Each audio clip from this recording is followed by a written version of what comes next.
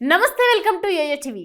తెలంగాణలో బీఆర్ఎస్ కష్టాలు మొదలయ్యాయా అంటే అవుననే సమాధానం వినిపిస్తోంది.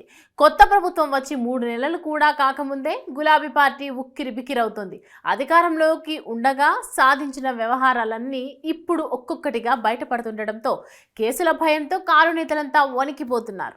కొంతమంది అయితే బీఆర్ఎస్ నమ్ముకుంటే జైలు పాలు కావడం ఖాయమని ఒక్కొక్కరిగా పార్టీని వీడుతున్నారు. ఇక అధినేత కేసీఆర్ అయితే పూర్తిగా ఇంటికే పరిమితం అయిపోయినట్లుగా కనిపిస్తోంది. అడపాదడపా పార్టీ ముఖ్య నేతలతో భేటీలు, వచ్చే లోక్సభ ఎన్నికలలో అనుసరించాల్సిన వ్యూహంపై దిశానిర్దేశం చేయడం తప్ప ఆయన పెద్దగా యాక్టివ్గా వ్యవహరించడం లేదని పార్టీ శ్రేణులు చెప్తున్నాయి. ఇక పార్టీ కార్యనిర్వాహక అధ్యక్షుడు కేటీఆర్ అయితే నేతలను సంధాయించలేక దాదాపు చేతులెత్తేసిన పరిస్థితి. దీంతో బీఆర్ఎస్ అగ్రనాయకత్వం దిక్కుతోచని స్థితిలో ఉంది. అండ కోసం వెతుకులాటలో పడింది. ఈ నేపథ్యంలోనే బీఆర్ఎస్ ఎన్డీఏ గూటికి చేరే అవకాశాలు మెండుగా కనిపిస్తున్నాయి.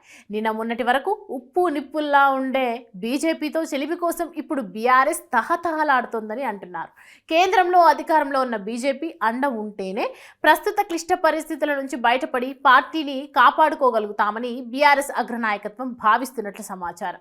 అయినా రాజకీయాలలో శాశ్వత మిత్రులు, శాశ్వత శత్రువులు ఉండరన్న సంగతి ఇప్పటికే పలుమార్లు రుజువైంది. ఇప్పుడు బీఆర్ఎస్ బీజేపీతో చెలిమి ద్వారా మరోసారి రుజువు కాబోతుందని అంటున్నారు. ఆ చెలిమిని లోక్సభ ఎన్నికలకు ముందు పొత్తు ద్వారా ముడివేయాలని బీఆర్ఎస్ నాయకత్వం భావిస్తోందని అంటున్నారు. అలా అయితేనే తమ ఎమ్మెల్యేలను పార్టీని కాపాడుకోగలమని కేసీఆర్ భావిస్తున్నట్లు చెప్తున్నారు. ఇక ఎన్డీఏలోకి కొత్త మిత్రులు వస్తారంటూ అమిత్ షా తాజాగా చేసిన వ్యాఖ్యలను బీఆర్ఎస్ ఎన్డీఏ కూటమిలోకి చేరుతుందనడానికి సంకేతంగా చెప్తున్నారు. ఇప్పటికే సామాజిక మాధ్యమంలో బీఆర్ఎస్ బీజేపీతో జట్టు కట్టేందుకు యూటర్న్ తీసుకోబోతుందంటూ పెద్ద ఎత్తున పోస్టులు వెల్లువెత్తుతున్నాయి. రానున్న లోక్సభ ఎన్నికల్లో బీజేపీతో బీఆర్ఎస్ పొత్తు పొడుస్తుందన్న చర్చ పొలిటికల్ సర్కిల్స్ లో విస్తృతంగా జరుగుతుంది. గతంలో అంటే తాను సీఎంగా ఉన్నప్పుడు కేసీఆర్ విపక్షాలను బలహీనం చేయడానికి, వీలైతే నిర్వీర్యం చేయడానికి చేసిన ఆపరేషన్ ఆకర్ష్ ఇప్పుడు కేసీఆర్ను భయపెడుతోంది. ఆయన భయపడినట్లే పెద్ద సంఖ్యలో బీఆర్ఎస్ ఎమ్మెల్యేలు కాంగ్రెస్తో, ముఖ్యమంత్రి రేవంత్ రెడ్డితో టచ్లోకి వెళ్లారని బీఆర్ఎస్ వర్గాలు చెప్తున్నాయి.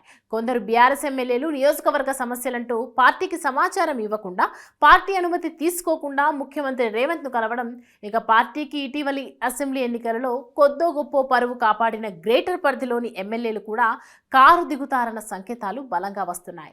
ఇటీవల అసెంబ్లీ వద్ద బీఆర్ఎస్ నిర్వహించిన ధర్నాకు గ్రేటర్ ఎమ్మెల్యేలందరూ డుమ్మా కొట్టడం కూడా వారంతా కాంగ్రెస్ వైపు చూస్తున్నారన్న అనుమానాలకు బలం చేకూర్చింది. ఈ నేపథ్యంలోనే పార్టీ ఎమ్మెల్యేలను కాపాడుకోవడానికి బీజేపీతో చెలిమి ఒక్కటే మార్గమన్న నిర్ణయానికి బీఆర్ఎస్ అధినేత వచ్చేశారని అంటున్నారు.